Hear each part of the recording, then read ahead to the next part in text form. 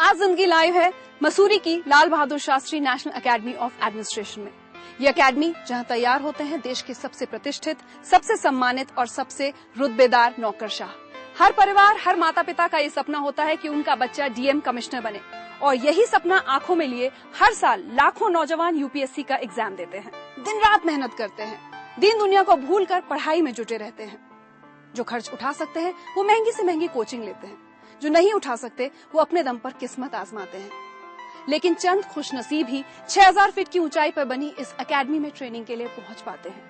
उनमें से कुछ बिरले ऐसे होते हैं जो उन हालातों में पढ़ लिख कर आईएएस बनते हैं जिन हालातों में कई बार 2 जून की रोटी भी नसीब नहीं होती। वो एक मिसाल है देश के हर बच्चे, हर नौजवान के लिए, और इसलिए वो हिस्सा है आज के जिंदगी लाइव।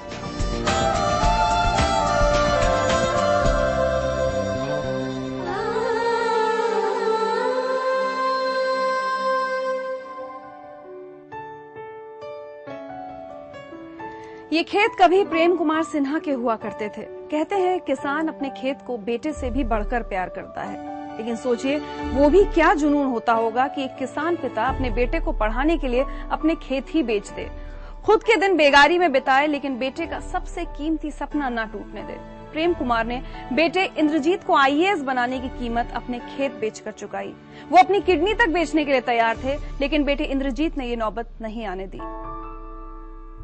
झारखंड के एक छोटे से गांव के एक छोटे से किसान का बेटा देश का सबसे बड़ा इम्तिहान पास कर गया।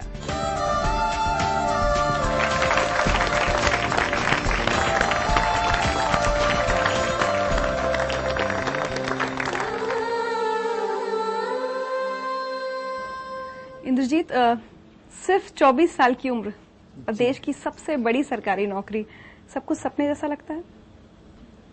जी, ये एक सपना था, देखा गया, जो हमने 4वीं 5वीं कक्षा में देखा था। लेकिन काफी सारी चीजें मेहनत के साथ जिस तरह से करते थे, लेकिन लगता था कि पूरा हो जाएगा।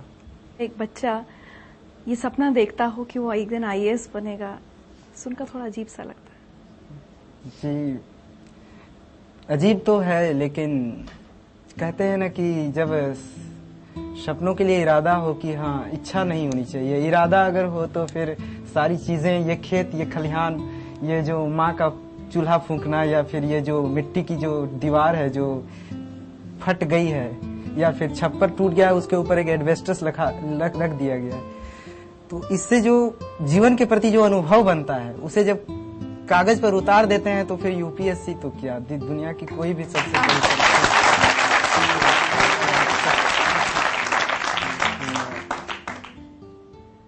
कब कैसे सोचा था आईएएस कुछ होता है, ये भी कैसे पता था? गांव में तो पता नहीं होता लोगों को। जी, एक्चुअली जब मैं 5वीं कक्षा का छात्र था तो उस समय एक चैप्टर हुआ करता था कि जिला प्रशासन। तो फिर मैंने पूछा था अपने सर से कि सर, जिला का मालिक कौन होता है? तो उन्होंने कहा था डीएम होता है। तो फिर मैंने कहा कि वो करता क्या है? तो उन्होंने कहा कि वो सड़क देता है, बिजली देता है, जिनके जो भूखे हैं उनको रोटी देता है, पानी देता है, ये सारी सुविधाएं उपलब्ध कराता है। तो उस दिन से हमारे मन में ये इच्छा हुई थी उस समय कि जो मुझे भी आईएएस ही बनना है। गांव से इससे पहले कोई, मुझे लगता है कि कितने पढ़े लिखे लोग निकले होंगे आपके गांव से? बहुत कम जो पढ़ने के लिए बाहर गए होंगे।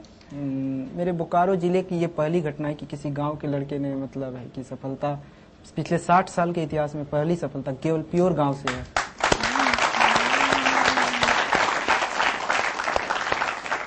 झारखंड से दिल्ली आए थे आप तैयारी करने के लिए? जी हाँ, ग्रेजुएशन करने के तुरंत बाद मैंने सोचा था कि दिल्ली जाके तैयारी किया जाए। दिल्ली में आके बहुत अच्छे मित्र मिले और जिनके साथ मिलके हमने तैयारी की, अच्छी रणनीति बनाई और सबका सहयोग लिया। मैं मानता हूं कि यूपीएससी जो है सहयोग और संयोग 2 चीज की परीक्षा है। आज मैं आपके सामने हूँ, खुशी हो रही है। उधर देखिए। भैया, हम लोगों ने एक सपना देखा था, तुम्हें लाल बत्ती मिले, हमारा परिवार सुधरे, हम लोग भी अपने जो सामाजिक प्रतिबद्धता है, जो हम लोग चाहते हैं वो हमें मिले।